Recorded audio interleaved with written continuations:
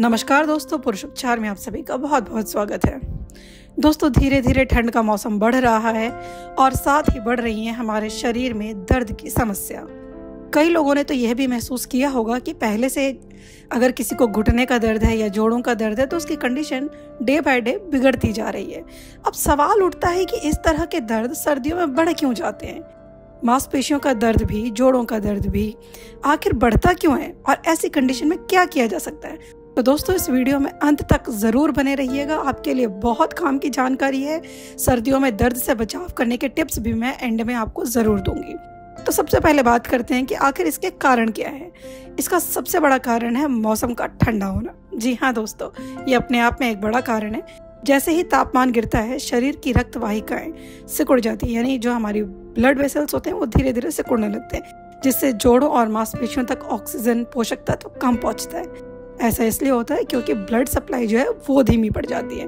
ऐसे में ठंड लगने से अधिक खिंचाव महसूस होता है, जकड़न महसूस होती है और मांसपेशियों तथा जोड़ों में दर्द होने लगता है। दूसरा कारण है बारोमेट्रिक प्रेशर। इसको हम हिंदी में वायुमंडलीय दबाव भी कहते हैं। जब इसमें बदलाव होता है तो दबाव गिरता है, जिससे जोड़ों के आसपास की नरम ऊतकें यानी सॉफ्ट टिश्यूज थोड़ी फैल सकती हैं, जिससे कि अतिरिक्त रूप से तनाव बढ़ जाता है और आपको दर्द महसूस होता है। तीसरा कारण है गतिहीनता, यानी कि फिजिकल एक्टिविटी न करना।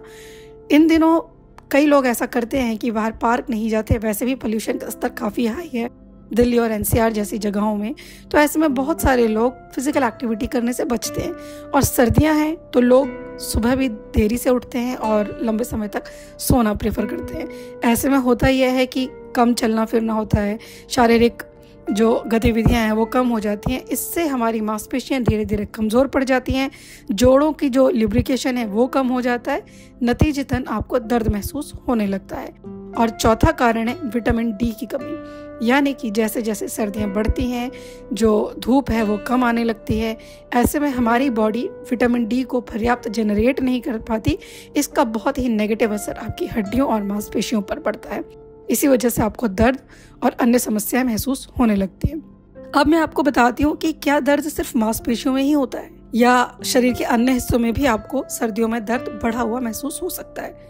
असल में यह समस्या खासकर उन लोगों में अधिक देखी जाती है जो पहले से ही जोड़ों की समस्या जैसे ऑस्टियोआर्थराइटिस, रूमेटॉइड अर्थराइटिस जैसी पुरानी बीमारी से ग्रस्त हैं, या पुराने घाव या चोट वाले लोग तथा उम्र बढ़ने के साथ मांसपेशियां, जोड़ कमजोर होने वाले लोगों में भी इस तरह की समस्या होती है।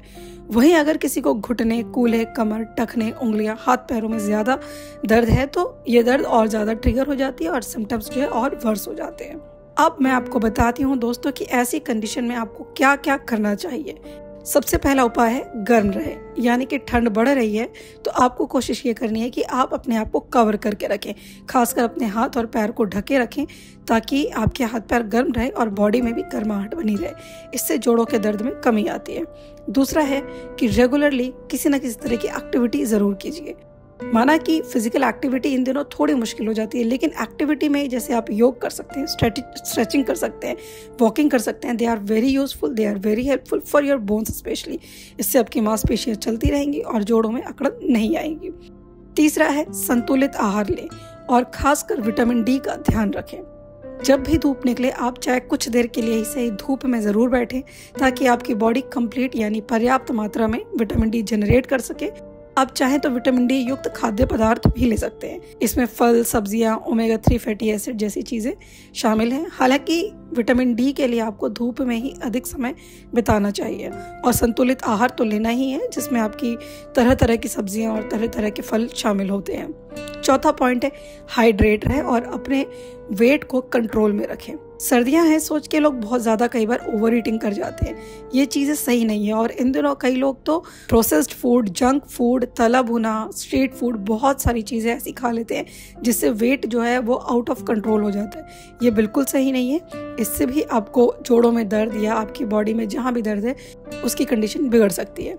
और हाइड्रेट रहने से आपकी जोड़ों में ल्यूब्रिकेशन बना रहता है, जिससे आपके जोड़ों पर दबाव कम पड़ता है और दर्द में भी कमी आती है। और अंतिम रूप से दोस्तों मैं आपको यही कहूँगी कि अगर आपको दर्द फिर भी बना हुआ है, जोड़ों की तकलीफ लगातार बिगड़ती जा रही है, तो डॉक्टर की सलाह लेना बिल्कुल भी ना भूलें। खासकर अगर आपने अपने जोड़ों या मांसपेशियों के कहीं भी किसी भी हिस्से में शरीर में महसूस करे कि रेडनेस हो रही है और आपको वहाँ बहुत ज़्यादा दर्द हो रहा है या कोई और सिम्टम्स नज़र आ रहे हैं, चलना फिरना भी मुश्किल हो गया, तो ऐसी कंडीशन में डॉक्टर के पास ज़रूर जाएं। तो दोस्तों आज के इस वीडियो में इतना ही। अगर आपको ये वीडियो पसंद आया है तो हमें ज़रूर बताइएगा, और अपना कोई एक्सपीरियंस अगर आप हमसे शेयर करना चाहते हैं तो ये बिल्कुल मत भूलिए। आप चाहें तो कोई ऐसे विषय हमें बता सकते हैं जिस पर हम आपके लिए वीडियो बनाएंगे। Thank you so much.